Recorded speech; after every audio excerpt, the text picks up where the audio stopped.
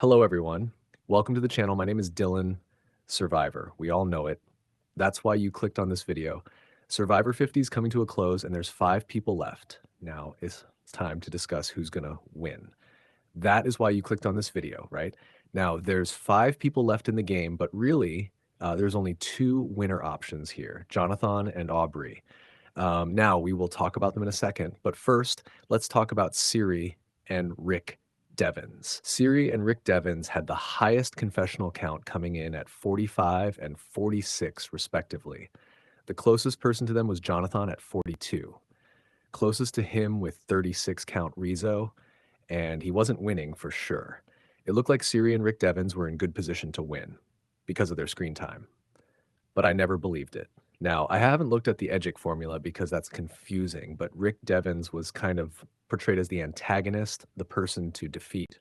He wasn't really the hero to follow despite being on the bottom. Cirie gets major confessionals every season she's on, so it's hard to really determine for her if she's winning or not, but she had great run. After the deboot onwards, she had between 6 and 8 confessionals every episode, but still, it was very hard to believe in her as a winner. Episode 4 was the Zach Brown reward episode. Rick Devens, Cirie, and Jonathan all had 0 confessionals. Now, usually a winner doesn't have a 0 confessional episode. That'd be absurd. We need to see our winner every episode so we don't forget about them and can watch their story. They are the most relevant thing in the season. Now, there is an argument to be made here, and I'm going to make it. As in all returnee seasons, we've seen these players before. This isn't their first time. So we don't need to have an episode with all of them getting a confessional in. As fans of the season, we understand who these people are. So maybe the winner was skunked with a 0 confessional episode. It was the Zach Brown episode. They neither went on reward or went to elimination. If there was ever an episode not to show the winner, then it's here. Why would you show them if they are not doing anything? The highest amount of confessions someone got on their tribe was 2. Now, Rizzo did get 1 confessional, but he's not winning. On to the final 5. Tiffany's not winning. She's done. Even if she wasn't target number 1 out there, look at her screen time. 3-0 confessionals in the pre-merge. All while Jonathan was shown 6 confessionals on their original tribe that they were in together. She never became important until the merge, when they were split up in the Blood Moon, and she had to go tribal. Then was shown in the D episode, and after only because it was her ally who got voted out, and we should see how the one person on the outside of the votes feel about it. She never became important later until there was less people, so there was no one else to go to. By episode 10, she had 18 total confessionals, the same amount as Q, who went in episode 3. By episode 9, she had 17, same amount as episode 4, Boot Mike White. Kyle and Jenna had 4 confessionals in the premiere. Tiffany didn't have her 3rd confessional until episode 6. I'm done talking about Tiff. We all know she's target number 1 out there. She's 5th place. Let's move on to Joe. He's been showed in a rather negative light, being aggressive, starting problems over small lies and non-commitments with Rick Devens. Though, to be fair, we all don't like people who lie to us on Survivor, even small lies. But Joe's never been the center of our story. 0 confessionals in episode 7. The pre-merge, I get it, but no winner doesn't get screen time post-merge. 2 in episode 6, 1 in episode 9. He had 5 in episode 8, the episode his alliance was losing 2 members. And he doesn't reach that high until this past week's episode, when his thoughts are integral to who's going home. But he's still the 2nd lowest on the cast. Joe's not winning. If he does sit in the jury, then people would have been too irritated by him to see him become their special seasons winner. He's a final 3 GOAT. Rizzo, I'll be honest, I've been pissed at Rizzo since he got Charlie out 2 months ago, and they portrayed it as his move even though it wasn't in his hands. Though, he is the last remaining player of that move. Besides the fact Aubrey was setting Rizzo up as a 0 vote getter, I knew before Rizzo had the no chance of winning. My evidence. Episodes 8 through episode 11, 3 confessionals, 1 confessional again, and 3 confessionals. This is the mid-merge, the final 13 to final 8 vote outs. Now, if a winner gets a one confessional episode, mid-merge episode, I might understand it if they don't do anything in the vote. If they are on the wrong side of the vote and the editors don't want to make him look stupid or vulnerable. But 2 episodes of one confessionals and 2 threes in between. No reason to discuss. Like I said in the beginning, this is a 2-horse race. Aubrey and Jonathan. Now, I'll be honest, I'm a Jonathan fan. I want him to win, but I'm nervous. He had a 0 confessional, which we are not sure if matters this time due to returnee season. But more worryingly is Aubrey edit. She's had emotional moments talking about her kids and outside the game, reflecting on the past season she played on. It's pretty obvious it's an Aubrey win, right? Well, it's not confirmed yet, so I'm going to hold on to hope. Here's the thing with Aubrey's edit.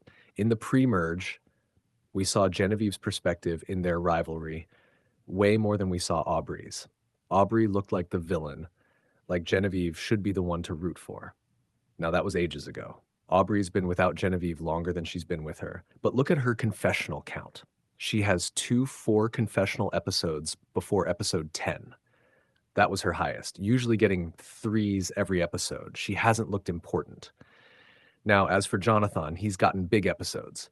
He got screen time on the original Kalo tribe. They were the least interesting, least important tribe there, though all but 2 of its members were fined by Final 11, so I guess he is the only option to show. But Tiffany also made it this far, and no one saw Tiffany's game other than she's close to Cirie. Jonathan did have a 0 confessional episode, but that was Zach Brown, and the reason I made about it being an L returnee season. Now in episode 5, Charlie's boot. He did have only 1 confessional, despite it being his first tribal. Now I might be holding on to hopium here though, but I have an explanation for that. If he is the winner, you don't want to show the winner looking bad. That vote didn't go his way, so they ignored him to make his defeat in that vote look less bad. Hopium, don't fail me now. But that was all pre-merge. What about the post-merge? 8 in the first merge episode. Makes sense. Could be explained as he was most prevalent in the most undecided vote where it could truly sway between 2 people. Next episode, 2 confessionals.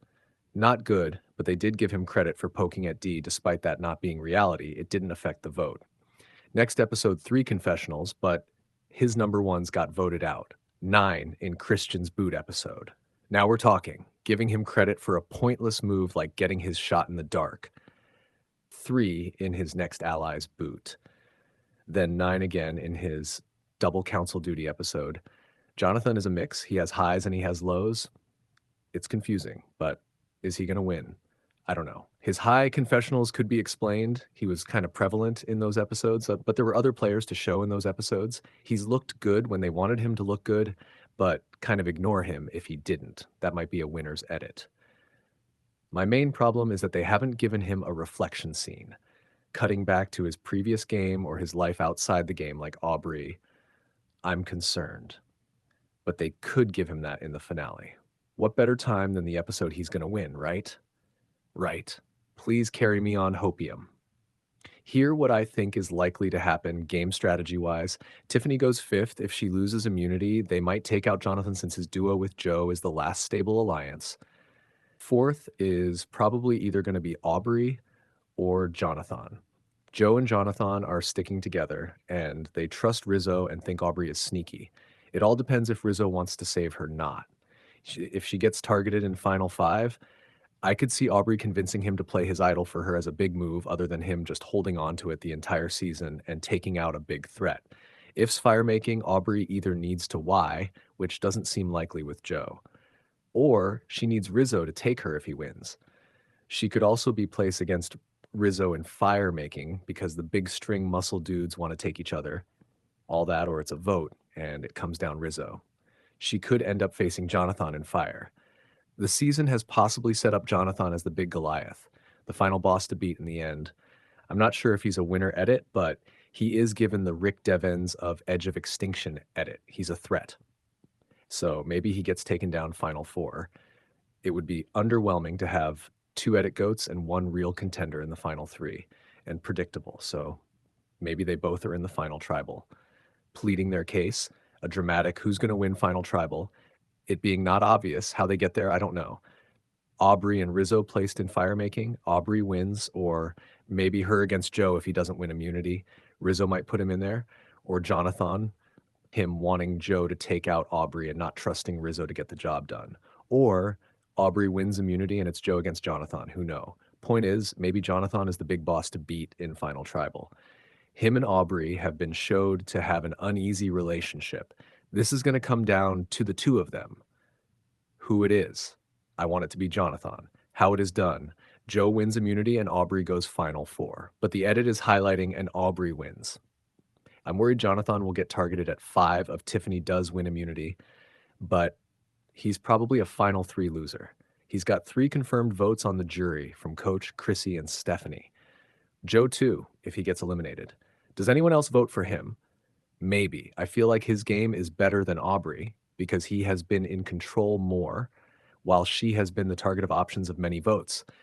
But that gives her an underdog story. Who you vote for, the underdog or the one in more control, but also out of control too. That's all I have. That's the video. Thank you.